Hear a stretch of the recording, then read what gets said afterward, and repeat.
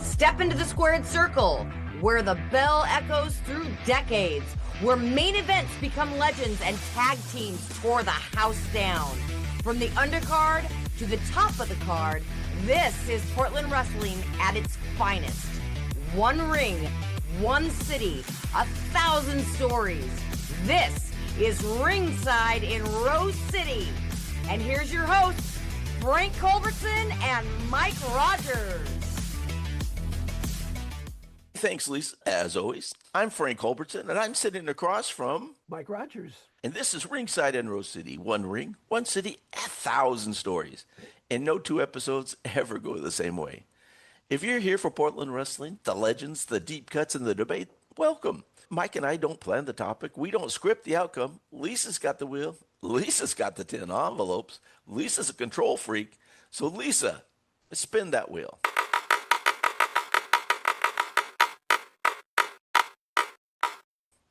Here you go. Thank you, Lisa. This is odd. The writing on this envelope isn't my handwriting, and it says Fantasyland. Lisa, hand me another envelope, please. Thank you, Lisa. Something's wrong. These aren't the envelopes I wrote, and this says Fantasyland as well. I think we might need to pause this taping and figure out what's going on. Well, hang on. I'm taking over this episode. I wrote all those envelopes, and they all say Fantasyland. And now I owe Lisa a bottle of wine, but it's worth it because today we're going to look at what could have been. A little hindsight, a little what ifs. I've come up with some very interesting scenarios that could have taken place with just the right luck. We've got armchair booking for Portland wrestling. Oh my gosh, taking over again.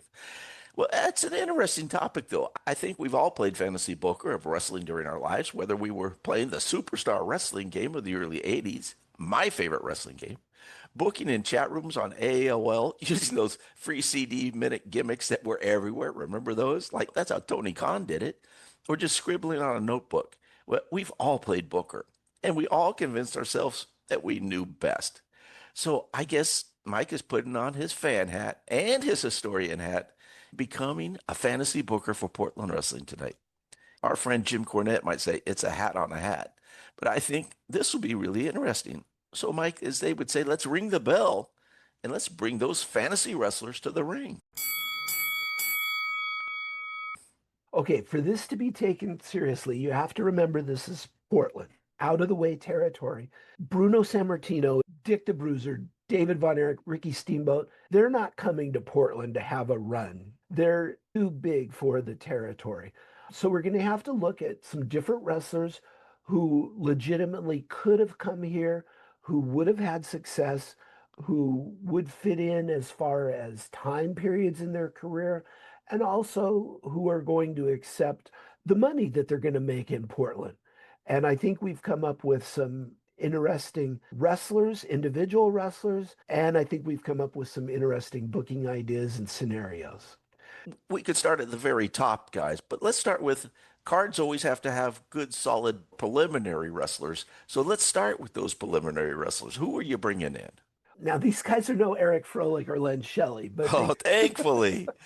They truly could have worked out. We had lots of good baby faces and preliminary baby faces that were just starting out. Guys like Stony Burt and Scott Doring, and guys that, to be honest, looked like they were just starting out. Here's a few that I think really would have fit in. Tommy Siegler is the first one. He was a good-looking baby face. His actual career was from 1969 to 1977. He stayed a lot in the southern part of the country, the Florida, Alabama, a little bit of Tennessee. And 1975 was a stagnant year in Portland. A lot of these scenarios could have come in 1975 and really juiced up the area. So that's where I'd like to slot him in about 1975. When I look at the 1975 prelim guys that we had, I see Mike Grabowski, Joe Atkins, Lenny Hurst, Balumba. So there's room for an upgrade for sure. And he had good size, 6'1", 230, solid wrestler. He wasn't flashy, but he was solid in the ring. So he's a good first choice. Our next choice is a wrestler who was known as several different names. He started as Steve Travis, And then he also was known as Steve Muslin. His career lasted from 1977 to 1984. And I believe he was involved in a car accident. I think that ended his career a little prematurely. Again, slot him around 1980, 84. Portland always has kind of a roller coaster, and 83 was such a great time. 84, still good, but 83 was a little bit hotter. So he could have fit in 1984. And that's another great choice. You're two for two. Now, he's 6'2", a 250-pound former college football player at a small college. He was a power lifter. He was 1978 WWF Rookie of the Year, so he was talented. And in 1984, you have a very young Doug Summers, very young. Mike Blood, enough said. You had Scott Ferris and Snake Williams. So definitely room for improvement. We're going to keep right on improving. The next one I'm going to bring in is Rick McGraw. And Rick McGraw's career was 1975 to 1985.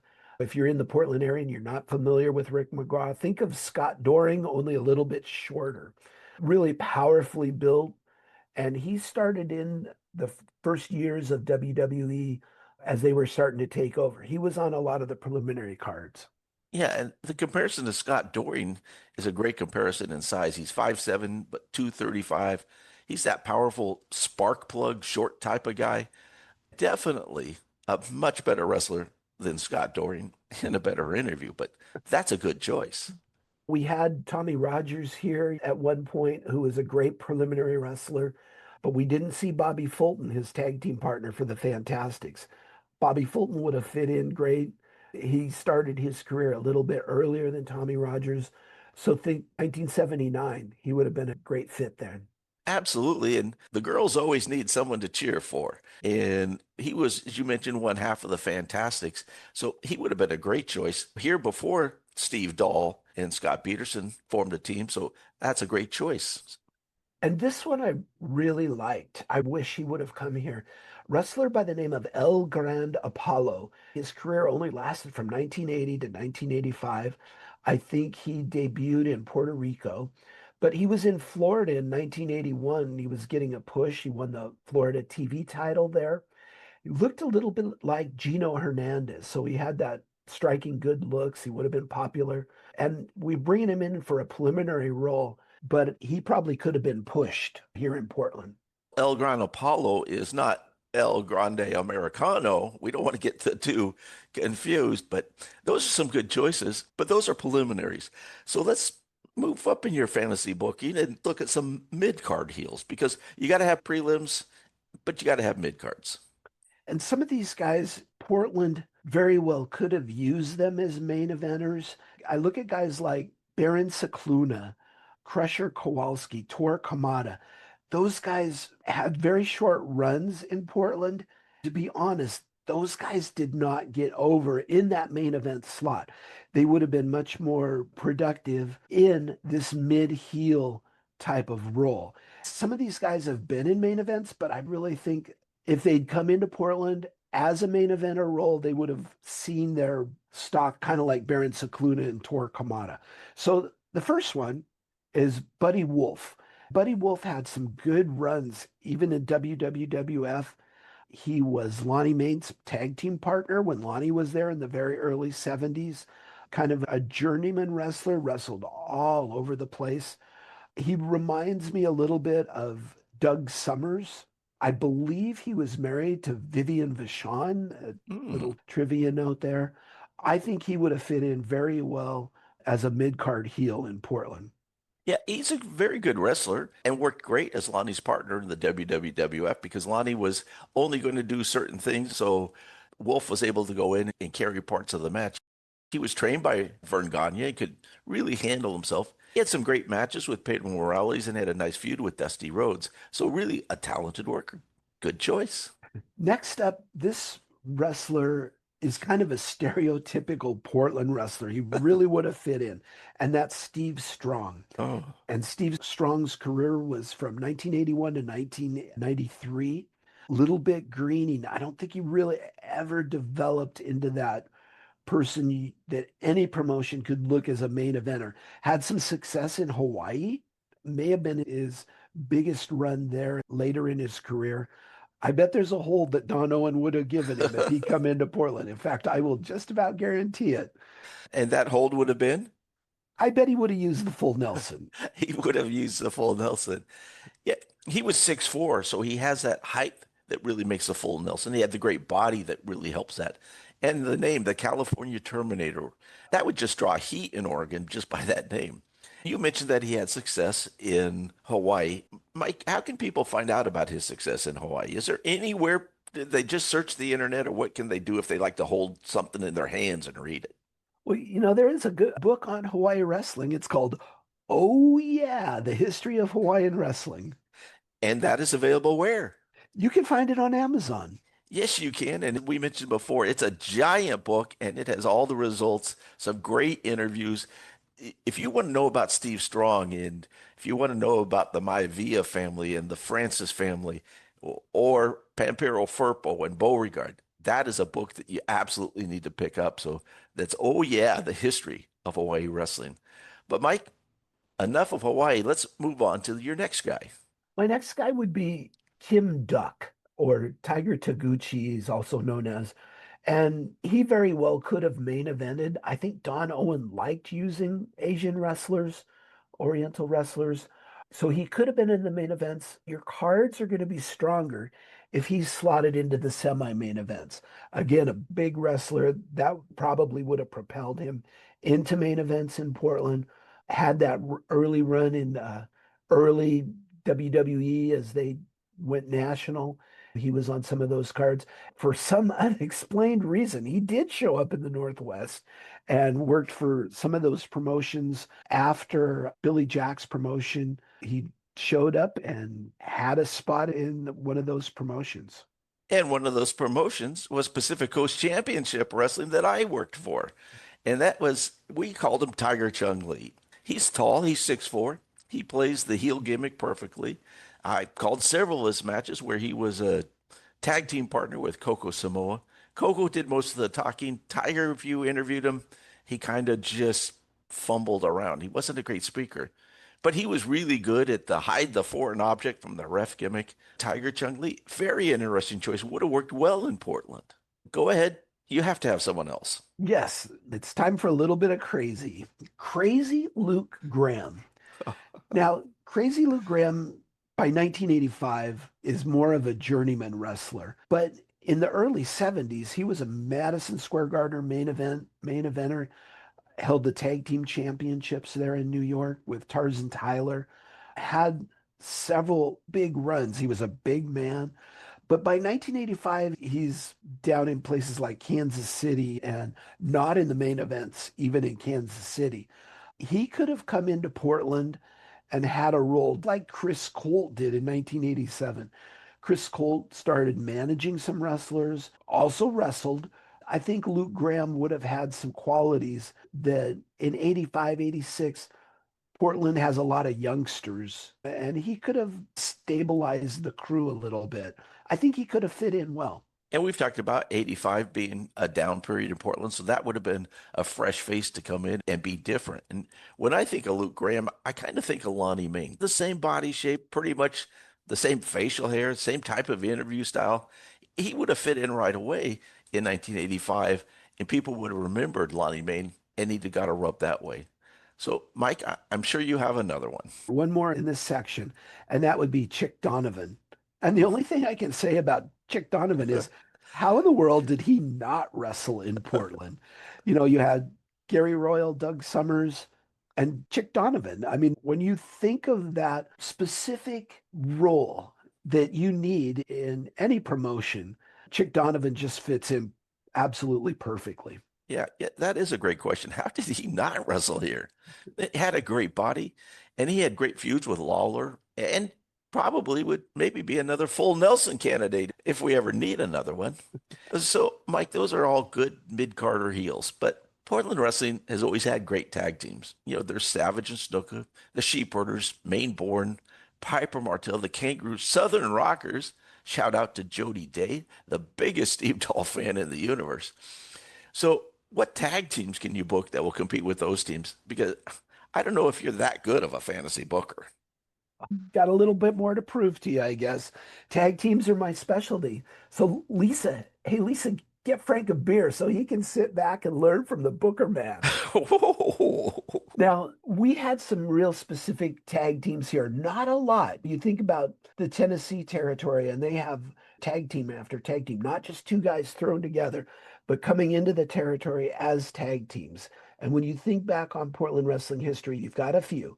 The Von Steiger brothers, the Royal Kangaroos, the Bruise brothers.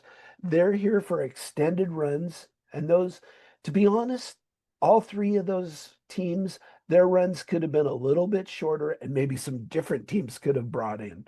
I think I have at least three that really could have worked. The interns, a masked tag team, you should not bring in a manager for them because we know that Don was too cheap to ever pay a manager. One of the interns was Tom Andrews, who'd been here on several different runs. A lot of times the key is Don having confidence in somebody he's worked with previously. That could have been a connection. Tom Andrews is one of the interns. I think that would have been a great fit. And I love masked wrestlers. And Tom Andrews was here as the Colosso. That's going to be a hit with me. And I think two masked men as a tag team, Portland didn't have that. So that would have been very special. That's a great one. And of course, as you mentioned, a relationship with the Claw. So you've got my attention. Then we have Gordman and Goliath, a classic Hall of Fame tag team. They wrestled so much in Los Angeles. I had a chance to see them in 1978 in San Francisco area. They wrestled in San Francisco. They wrestled in Texas. It wouldn't have been too far of a stretch to bring them farther up the West Coast and had them have a run here in Portland. Gordman and Goliath, I think that would have been feasible to bring them in, and I have no doubt that they would have gotten over tremendously. Goliath came up here during one Christmas season, had a handful of matches. The LA territory would close for a few weeks during the holiday season. And on one occasion, he did come up by himself. But together, I really think that they could have had success here. They are one of the most undervalued and underappreciated tag teams of all time. Of all the teams that never came to Portland, they're in my top five. They're amazing workers, great heat getters. And if you talk to Vandal Drummond, who saw them a whole bunch, they're on top of his list of greatest tag teams ever. So, Mike, I don't know. You're 2 for 2. I've got one more to talk about, and that's the Von Brauners. Now, we had the Von Steigers here, and they really achieved success. It's stereotype that is easy to get heat with. The Von Brauners traveled all over the country, kept their tag team together. In the South, they were in San Francisco. So that stereotype played all over the country. Doug Donovan was one of the Von Brauners, and he had a lot of time spent in the Northwest. So again, there's that connection. I think that he could have come into the Northwest with this team. I like the Von Brauners so well that I've got a scenario that they could have been involved in. Oh, a scenario. I like the sound of that. Doug Donovan was here as a mainstay in the 60s, a real good wrestler. And Mike, I almost hate to say it, but you hit the trifecta. And brothers teams have so much that you can do with them. But Mike, I got to tell you, so far you've done good. It's like the Cleveland Browns general manager. You've got a team of talented players, but can you make a team that works? Because in Cleveland it hasn't worked. Can you make this work? I think I can make this work because these are just names. And it's like, what ifs? What if they came? Let's take it a step farther. Let's really plug them in and see what matchups, what scenarios, how they really would have fit in. I've got some ideas. Okay, well, if you're going to do this, Lisa, I'm going to need another beer. Can you get me another one? Yeah, thank you. All right. We just mentioned the Von Bronner brothers coming in, and we mentioned that the Von Steigers were here and had an extended run. This is something that I don't remember ever happening in wrestling. That German versus German tag team heel feud. I've got a way to set it up. So we're in 1971. The Von Steigers are here. They're feuding with the Royal Kangaroos. Ed Francis comes in, but let's put that on hold and we'll save that for later. So the Von Bronner come into the area and they see the Von Steiger brothers and they're happy. They evidently know each other from the homeland. They come up during the Von Steiger brothers interview, but the Von Steiger brothers seem a little leery. Von Bronner starts talking about all the good times they had together in Hamburg when they all used to run together. And then he says, let's run together again. But then he says, by the way, how's your sister? The Von Steigers immediately jump the Von Bronners, but one of the Von Bronners has a blackjack and he clubs the Von Steigers and leaves them laying. Interviews and attacks set up this feud. They have one match on TV that breaks down into a no contest. They set up a loser leave town German death match for a big Tuesday night show. In this feud, the Von Steigers are going to be the baby faces. Now, I know that's very hard to imagine, but in this scenario, they go down in defeat and leave the territory. The Von Bronners also leave shortly thereafter. It's just too many teams, too many heels, but it's a real intense short feud. But there's one more thing that we have to add that's going to be key to this feud. The Von Steigers have to wear white outfits so the fans can tell all these bald-headed, goateed men apart. Oh, I'm buying my ticket for those matches now. In 1971, the Von Steigers had been here for 3 years, and so this is a perfect way to get them transitioned into being almost the faces in this match and then leaving the territory. That is some good booking. I don't think the Von Steigers as baby faces, I don't think that's sustainable. No. So it's like, turn them and get them out of here. Okay, who's next? All right, now I'm booking Ted Oates. We have Jerry Oates here in 1978. He ends up being the Northwest champion. Here's my scenario. Jerry Oates is wrestling Iron Sheik. They're feuding over the Northwest title. Bull Ramos comes up, who is the Iron Sheik's partner and manager. They start attacking Jerry Oates. No one comes to save Jerry Oates in this instance. He takes a severe beating. He comes up into the crow's nest. And when he gets up to the crow's nest, he calls out Dutch Savage and one of his partners, Jesse Ventura. And Jerry Oates is mad. He said, where were you guys? I just got my clock cleaned. And one guy I can handle. I'm big enough, man, to handle one. And if he can beat me, that's fine. But there were two.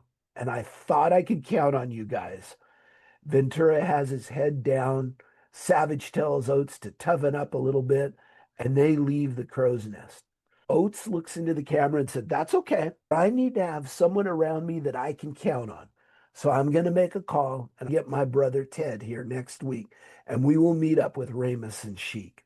Ted Oates comes in the next week. He makes his debut. And both of the Oates boys are very fired up. They immediately take on Sheik and Ramos. And it's a big brawl. They start battling all over the arena. And they're double count out, and it's called a no contest.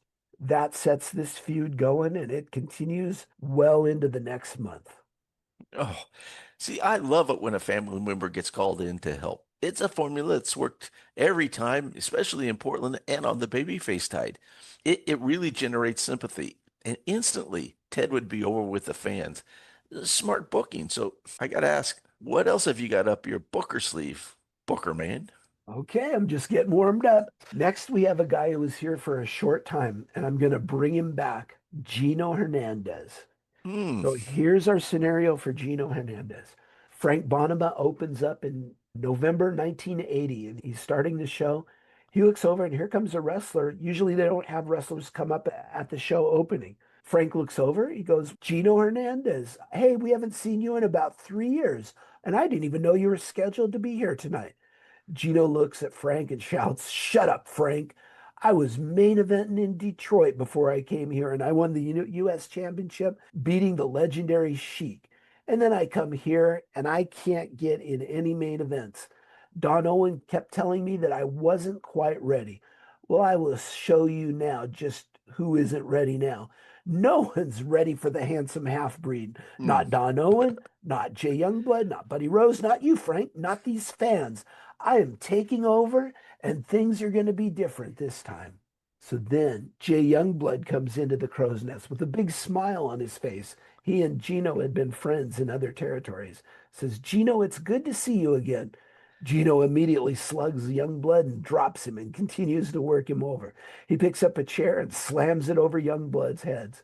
You think we're friends? I only want one friend, Ben Franklin. I want lots of Ben Franklins as my friend. When I beat you next Saturday night, I'm going to start collecting my friends. Lots and lots of Bens. Oh, the handsome half-breed, which is a name that he used in other territories and really got heat. And a Youngblood versus Hernandez feud would be one that fans are going to remember forever. Hernandez, I think he could have been one of the biggest heels in Portland wrestling history if he had been here maybe at a different time and had been used a little bit differently. He had that intensity in the ring that you couldn't look away from him. You were really captivated. He was ruthless. There would have been, well, I just got to think, there had been a lot of blood spilled in this feud between Youngblood and Hernandez. That's a good one. I was really disappointed with the way they used Gino Hernandez when he was here. And you look at the reasoning, you had a lot of baby faces on top, Lonnie, Dutch, Les Thornton. That was the time period that he was here.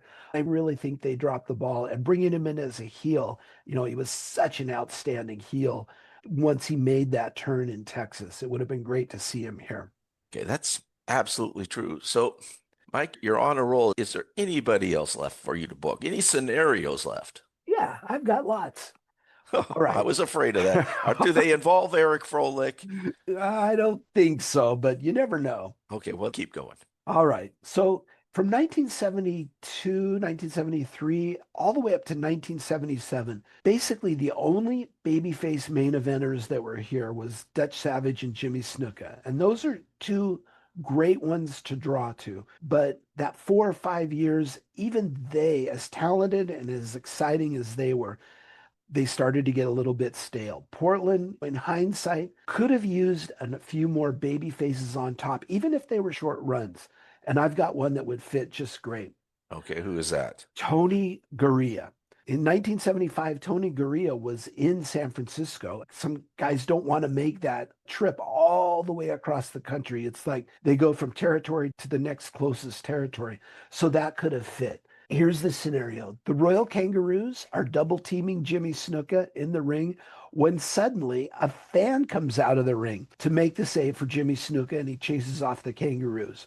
Now, we're not going to have this wrestler be just a no experience fan, and we'll explain it in this manner. Snuka and this fan come up to the crow's nest for his interview. Snuka says, Frank, this is my friend, Tony Gurria, and he's from New Zealand. And Tony takes over the microphone. Frank, I've been a wrestler for 7 years, and I just happened to be in Portland visiting family, and I decided to take in the matches and see if there were any of my mates here. Well, I did see the Royal Kangaroos, and I've had some run-ins with them, especially down under. In fact, they injured my brother Johnny down there. So I was surprised to see them up here, and I wasn't going to stay here very long. I'm just visiting family, but I'm sure I can make it next week. And I would like to team with Jimmy Snuka to meet the Kangaroos and show them what this Kiwi can do. So the following Saturday night takes place. Tony Gurria gets the third fall pin with a high flying leap off the top rope onto Norman Charles. But the match just isn't quite over there. The Kangaroos have this tendency to use some foreign objects. Very early in their run, they use the boomerang over and over and over to establish them as heels. They hadn't used it much in this time period, but Boyd pulls out a boomerang. He clubs Gurria in the head. When Gurria finally recovers, Snuka brings him to the crow's nest, and Gurria issues a challenge. On Tuesday night, a down-under death match. The match continues until a second, and we've talked about seconds recently in some shows. In this match, they need a second. They're going to wave a white flag of surrender. So the match comes into play, comes along that Tuesday night. The boomerang comes into play again, and Norman Charles sneaks in and gets a big hit on Gurria, and Snuka has no choice to end the carnage and wave the white flag. So in this instance, we have Tony Gurria. He's up just for a short time. That stay could be extended if he's willing to stay in the territory longer, and you've got a great feud that's just can play on for months and months. Tony could sit in the front row and wouldn't appear out of place. He looked really normal, kind of like a fan, but he was solid a wrestler in the ring. And it's an unexpected angle, as when he's being beat down in the ring, fans would be looking to the dressing room for that baby face to run in and make the save. But suddenly, this fan is in the ring cleaning house. Everybody was looking the other way. See, fans couldn't predict that. And for those of us, you mentioned boomerangs. Those boomerangs were a deadly weapon when the Kangaroos first got here. That's an unpredictable setup for a great feud. Now, I really like this next one. I'm not going to give you the wrestler's name. This wrestler may be actually maybe a little bit too big to be a every night wrestler in Portland, but I'm not going to give you his name yet because it works out better if you hear this story. So we're again in about April of 1975. Bull Ramus has just beaten Jimmy Snuka in an Indian strap match the previous Tuesday night. Snuka has an interview, and this is the highlight, right? Snuka voice. Snuka voice in this interview. You're a tough man with your strap. I don't know how to use the strap, brother. You're better with it. But I know a brother, and you know a brother, and maybe he better than you. Ramus comes into the crow's nest. I know. That was fantastic, wasn't it? Okay. Ramus comes into the crow's nest. There's no one better than me in a strap match. I will beat anybody. You signed for a strap match with my friend, my brother, said Snuka. Ramus says, anyone, any place. Who is your friend? Snuka whispers into Bull's ear, and Bull starts freaking out. I will wrestle anyone except Wahoo McDaniel. Oh, Don Owen comes up and said, well, I just made a call to Wahoo McDaniel, and he's that Don, he's always on the ball, right? I just made a call to Wahoo McDaniel, and he's heard about you, and he claims he's the best at the strap match. And he wants to come in here on May 5th for a Tuesday night special in an Indian strap match. All right, we tune into the strap match. The night of the strap match comes, and Wahoo is over like gangbusters. We had a couple weeks to build him up. Native American wrestler, just like Bull Ramus, and he's coming in to face him. Ramus acts afraid since Wahoo does have some experience with the strap. Wahoo beats on Ramus for the first 10 minutes of the match, and Ramus is in trouble. And then Ramus gets a big break. Wahoo is draped on the second rope. Now Ramus climbs out of the ring through that second and third rope, and then he's onto the apron. He climbs up the ring post from the outside and gets back into the ring. So now you have the strap going, it's attached to Wahoo's wrist. It goes out of the ring and then back up over the top rope. Ramus starts pulling on the strap. Now Wahoo's arm and wrists are being pulled up and backwards. Ramus starts kneeing Wahoo in the back at the same time while he's pulling on the strap. Wahoo's arm is being forced up and back, and the top rope is like a lever.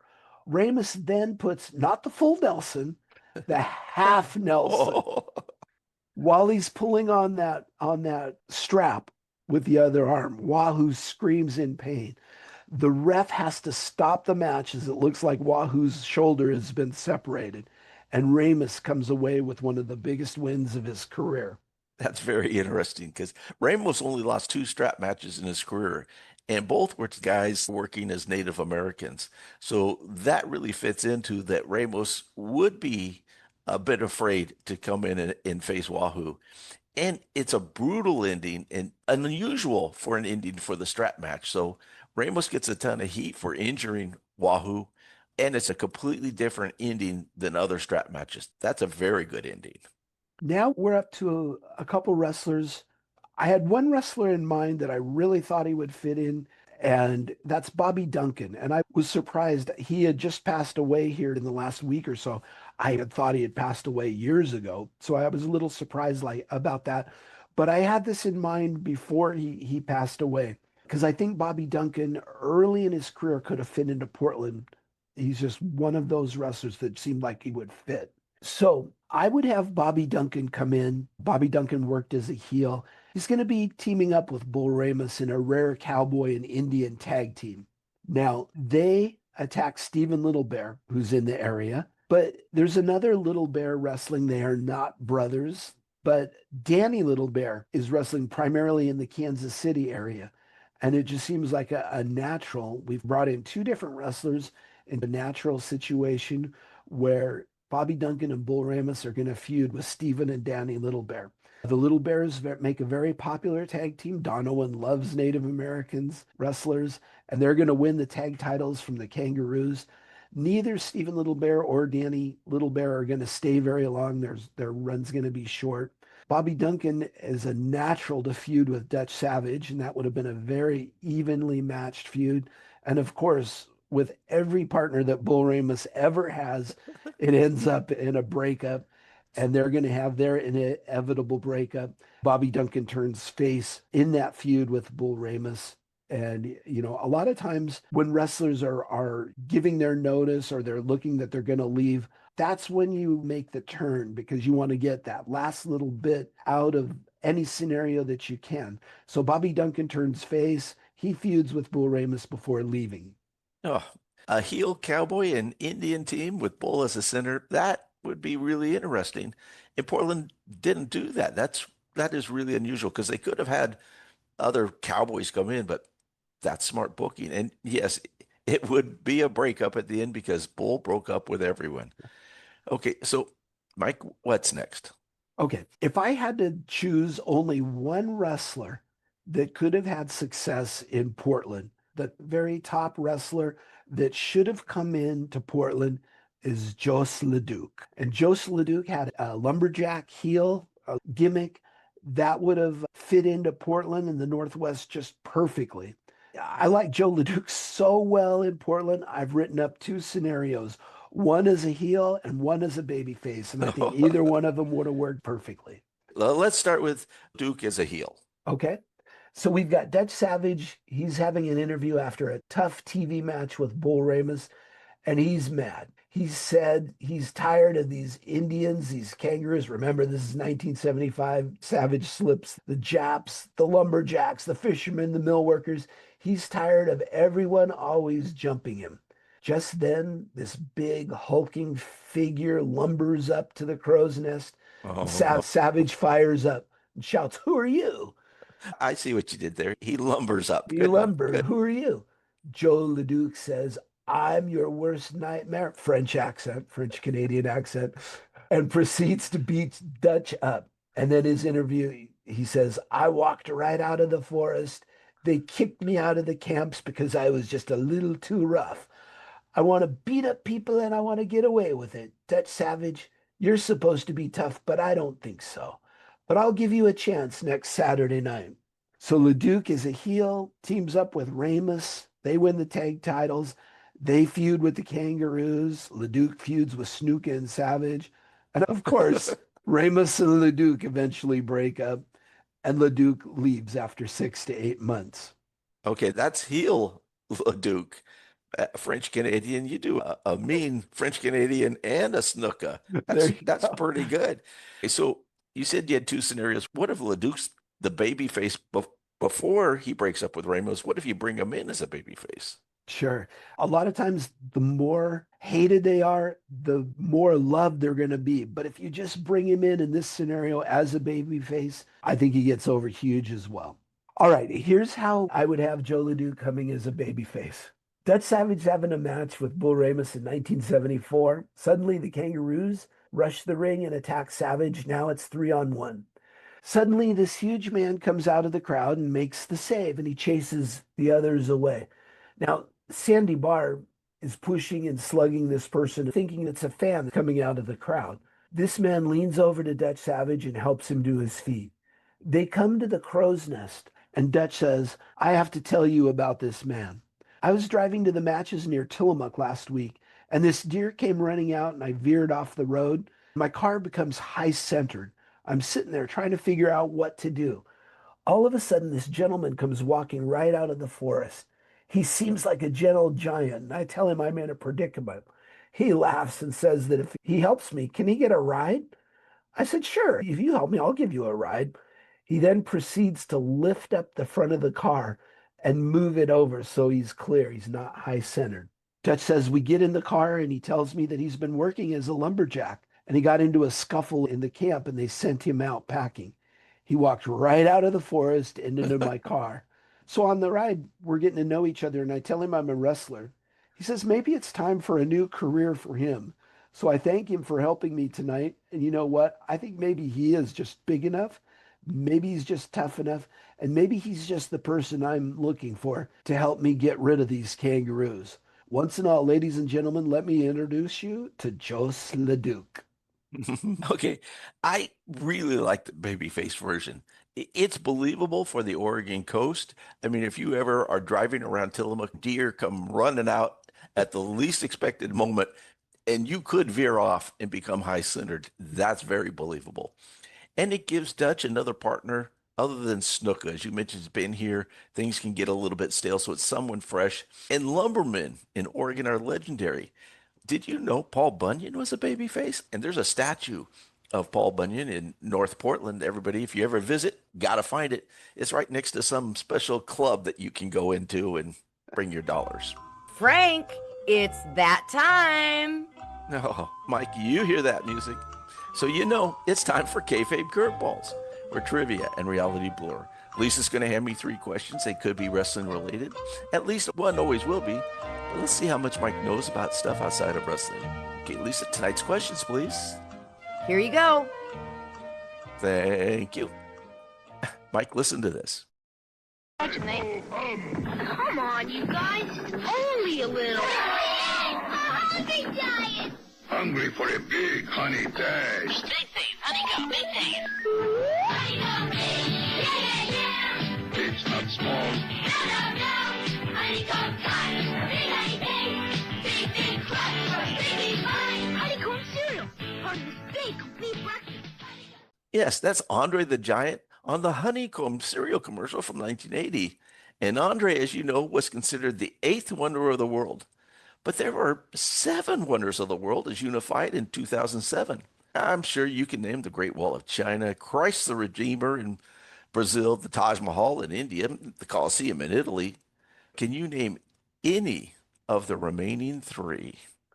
Grand Canyon, Eiffel Tower. No, stop guessing. You're wrong. But it's okay. I couldn't name the other 3 either. There's the Petra in Jordan, Machu Picchu in Peru, and the Chichen Itza in Mexico. Now, most people think the pyramids of Egypt are on the list, but they were on the original list and got bumped off in 2007. Forbes magazine took a poll, and most people could only name 2 of the 7 wonders of the world. And no, that didn't include Andre. Okay, Mike, listen to this clue.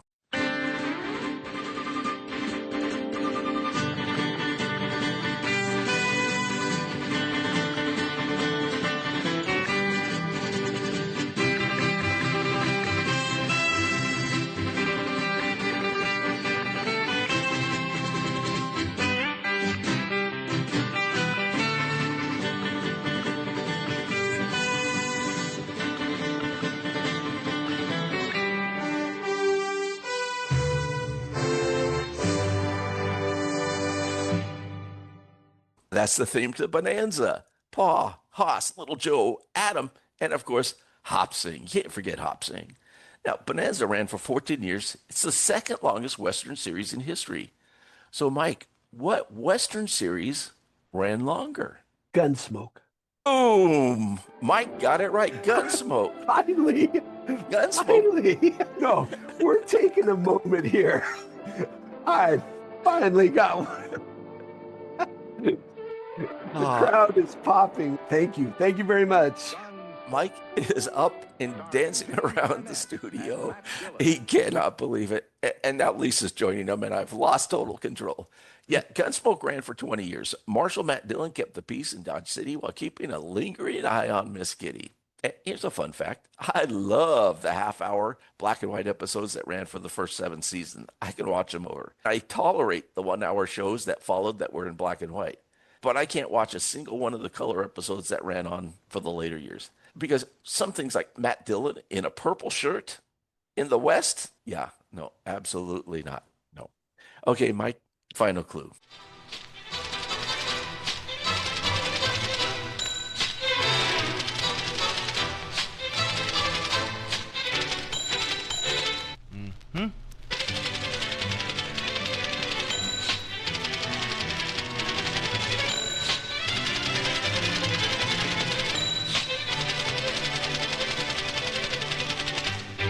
Oh, shit.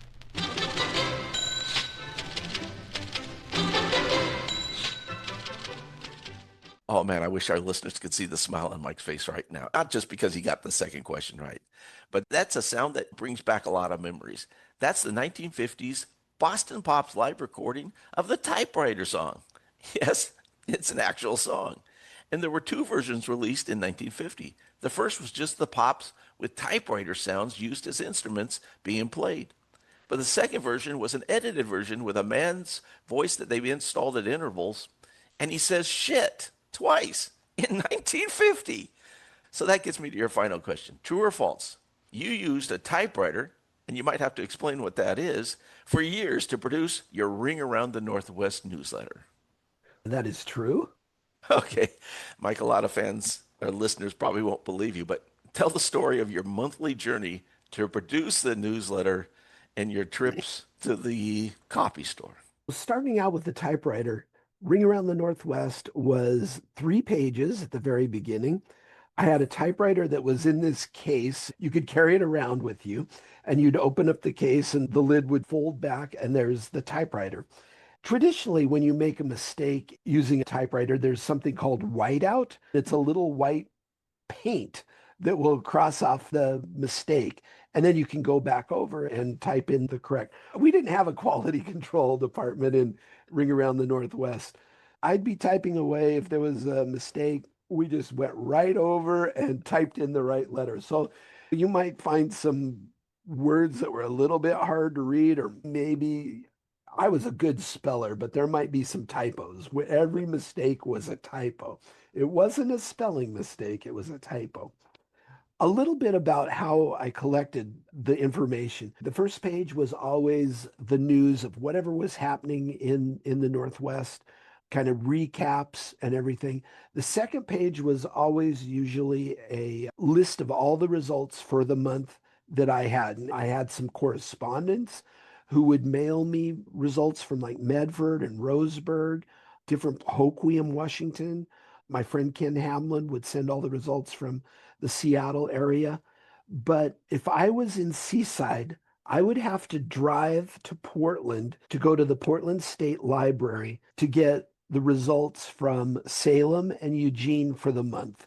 Those newspapers were there. So I made that trip. It's about a 100-mile trip to get those results. So those would be included in. Now, there was a good portion of time where I lived in Portland, so it was much easier to get the results. Also, during that time period, I was going to school at Western Oregon, and their library had those newspapers where I could get the results as well. But there was a little bit of effort to get as much information in there as I could. All right, so now we've got our 3 pages. We're off to a copy store. We went to a Kinko's. Also, when I lived in Seaside, I don't remember any place that I printed in Seaside. I would have to go back to Portland to get that printed. And what, in 1983, 84, I'm printing maybe 50 copies, and they are 3 cents a piece for the pages. So if anybody paid, there was a little bit of profit to be made. At the end of Ring Around the Northwest, I'm now charging $1, and it's 10 pages, bulletin printed, and now I am buying copy pages where I just cross off the number of copies. I'm buying 500, and I think it cost me $100. Yeah, 500 copies. I go to get this printed, and they go, no, we don't do the copy cards anymore. You were getting a break with when you bought that quality. They said, now our individual copies, you have to count them yourselves, and they are 11 cents a copy. At 11 cents a copy, the cost is $1, and my subscription's starting to go down. I'm not having as many people subscribe as had been. I think the internet very well could be the culprit with that. But now It's going to cost $1.10 to print. We're not even talking about postage yet, of something that for the people that are paying is costing $1. That was the moment where I said 30 years of Ring Around the Northwest it may be time to come to an end. Oh, you talked about a typewriter and the case. I can see that in my mind because we had one as well. It's not like those little plastic. These were metal typewriters and they weighed quite a bit. You were like doing your gym curls with that thing. Oh yeah, I bet it weighed 20 pounds. Yeah. Easy. And it was a manual typewriter. It wasn't an electric typewriter. Right, It was exactly. even faster, or you could backspace and it would have some correction tape on it. You're talking about just typing over the words. Absolutely hysterical. Now, if you couldn't find the newspapers, what was the method that you would use? Where could you find results? Was there just an internet search, or was there these little things that you had to look through? No, if you couldn't find the newspapers, if they happened to be missing, you just went without. You could go to another library, and I imagine that I had done that a time or two. But yeah, you were kind of just out of luck. Until later years when you could microfiche.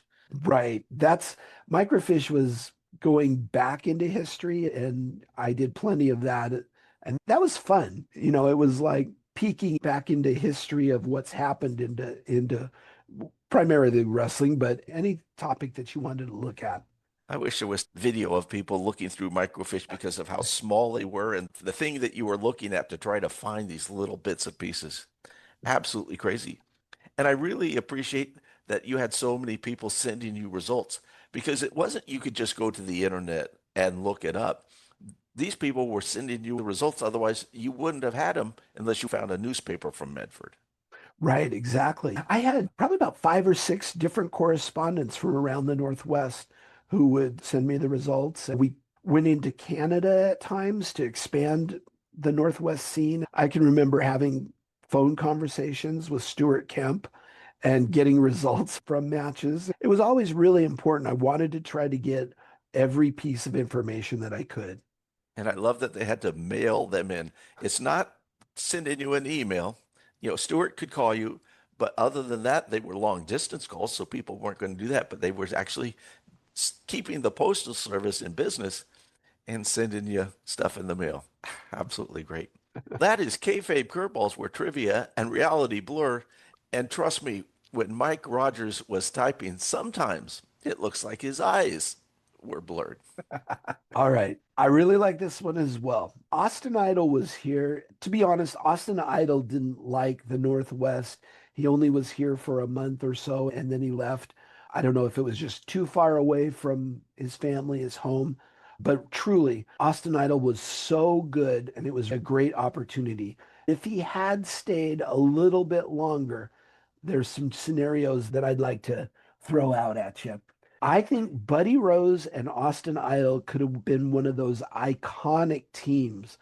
Idol's one of the few people that probably had a little more charisma than Buddy Rose. He just didn't have probably the temperament or the devotion of staying in one place.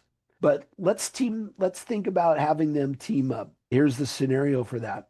Buddy Rose is in the crow's nest in an interview. Austin Idol's been in the area for a few weeks. Idol starts coming up and starts talking. I've been here a few weeks and I like what I see with you. I think you've got a lot on the ball. Rose replies, I think you show a lot of moxie as well. Maybe we could do some business together. Idol continues, I think we should team up.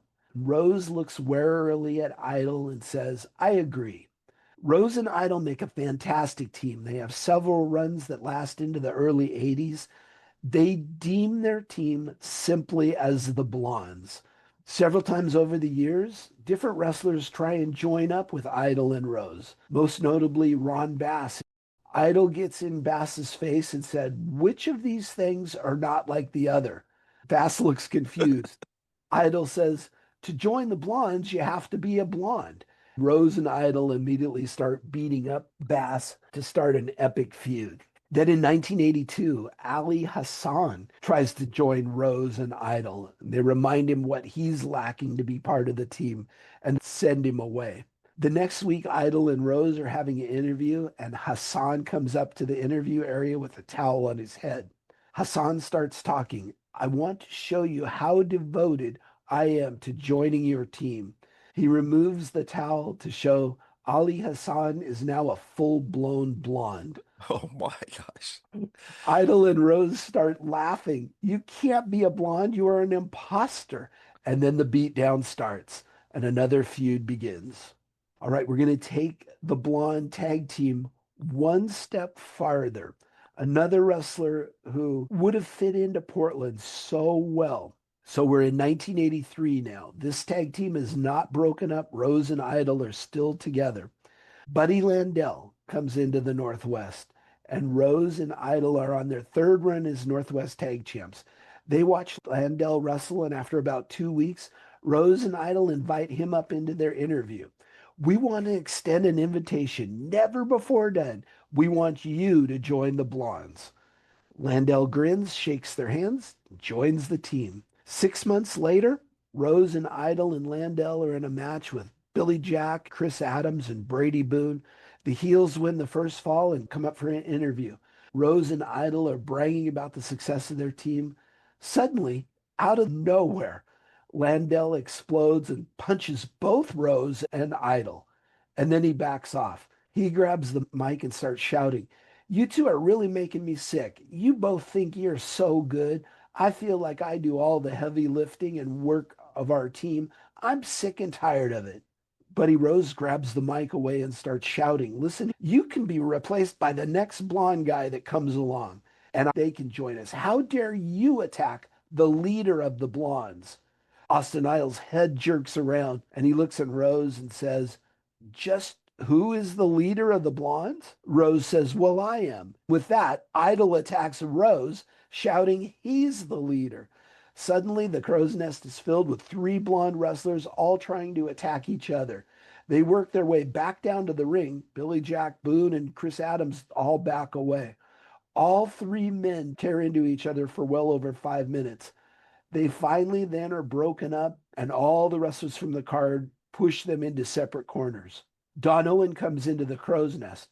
"I'm so sick and tired." Here's my Don Owen impression.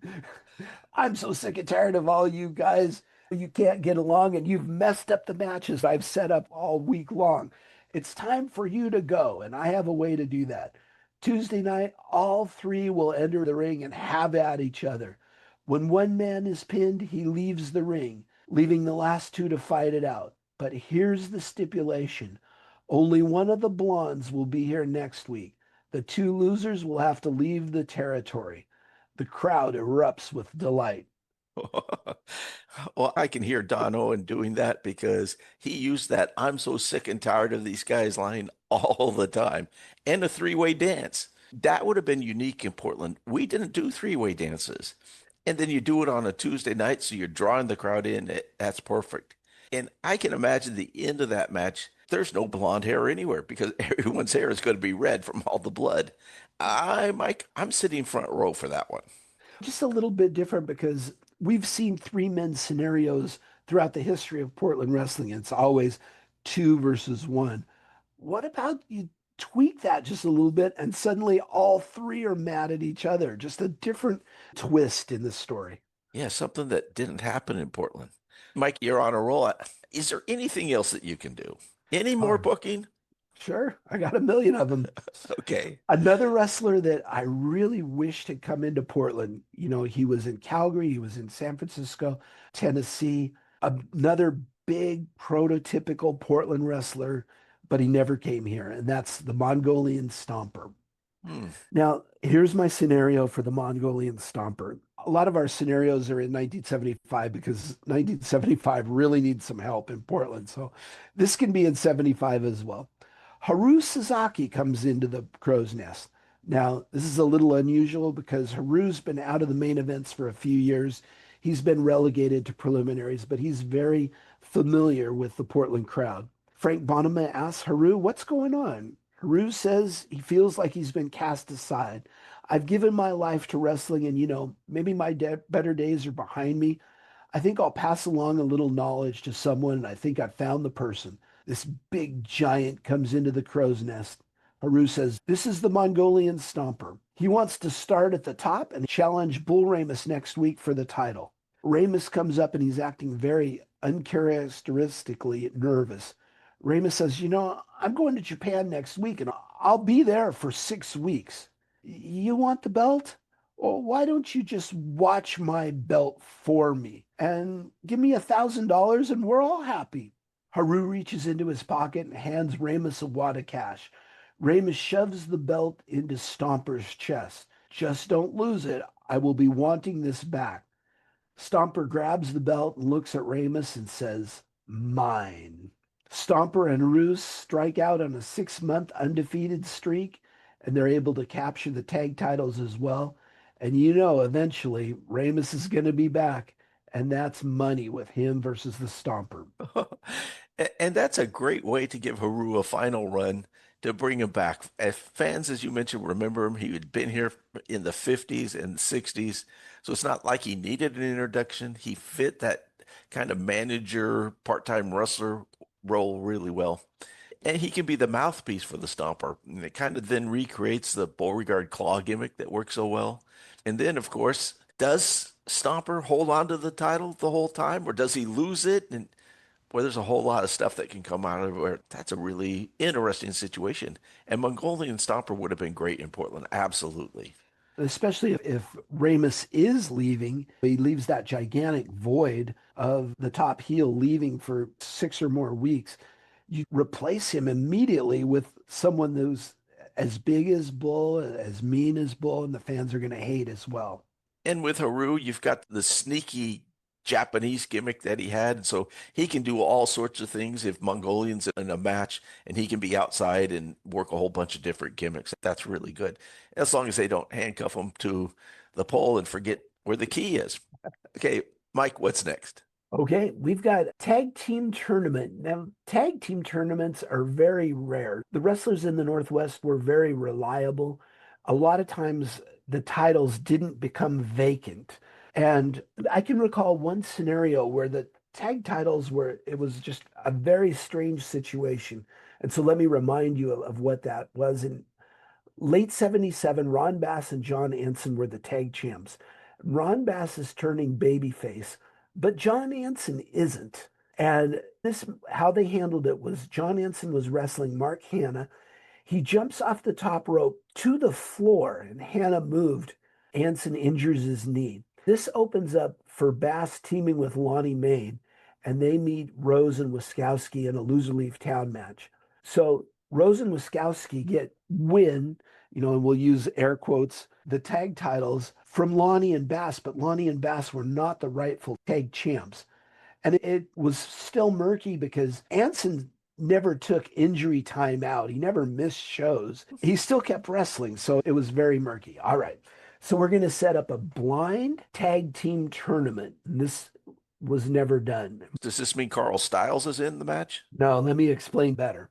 Okay. We've got 12 wrestlers come to the ring. Don Owen is going to pull their names out of a hat. And in order of them pulling out, that's how they're going to team up. All right, I've got 12 wrestlers who are really there at the time period. So we're not really bringing in a new wrestler for this scenario. So the first tag team is Skip Young and Gino Hernandez. That's a team that very well would work well together. Next is Bull Reyes and Dutch Savage. Heels for years and years. They look at each other and just both shake their heads no. Next up, Jerry Oates and Eric Froelich. You had to work them in. Had to get Eric Froelich in. And he actually was around in 1977. Then we've got Iron Sheik and Johnny Eagles. That's not a normal tag team. I don't know if they're going to get along. So that leaves 4 men: Bobby Kincaid, Jimmy Snuka, Buddy Rose, and Ed Wiskowski. Now, Rose and Wiskowski are already imagining that they are going to team. They have always teamed. They're going to be the team. But Don Owen pulls out the names of the next tag team. It's Bobby Kincaid and Ed Wiskowski. Now, this leaves the last team is Jimmy Snuka and Buddy Rose as the unlikely partners. All right, now we're going to book the tournament. Starts with Ramus and Savage against Skip Young and Gino Hernandez. Ramus and Savage barely wait for the bell. They immediately start fighting each other. and fight out back to the dressing room. They are counted out. Gino and Skip are going to advance. Buddy Rose and Jimmy Snuka face Jerry Oates and Eric Froelich. Rose and Snuka do not come to blows. They manage to work together enough where they're able to win the match. Rose traps Eric Froelich in his backbreaker, and they get the win. Next up, Ed Wiskowski and Bobby Kincaid beat the Iron Sheik and Johnny Eagle when Sheik just leaves the match. He's not going to team with Johnny Eagle. Then we have Skip Young and Gino Hernandez beating Ed Wiskowski and Bobby Kincaid. Now we're up to the final match. It's Rose and Snuka against Skip Young and Gino Hernandez. And much to the shock of the fans, Rose and Snuka win the match, and they are the new tag champs. They come up for an interview. Rose says, I don't like you. You don't like me. But cream rises to the top, and we are the tag champs. I won't change. You don't change. We just go to the ring and see how long we can make the big money and remain tag champs. So now, a month later, Snuka and Rose defend their tag titles against Ed Wiskowski and the Iron Sheik. The third fall comes. Suddenly, Rose refuses to tag Snuka. Wiskowski, Sheik, and Rose all attack Snuka. Rose comes up for the interview with Sheik and Wiskowski, and they're laughing about how stupid Snuka is. This has been their plan all along. I'd rather give away the tag belts to the team than ever team with you anymore. Okay, that's a great tournament and a really good outcome that really heats things up on Rose. I usually don't like tournaments, but I like this one. When you talked about what Rose said in the interview, I don't like you, you don't like me, but cream rises to the top. I won't change, you don't change. We'll make big money. That sounds exactly like Buddy Rose. That's all he was always interested in was the big money. And that cadence was actually, that might be your best impersonation so far tonight. I think we've got one more scenario left.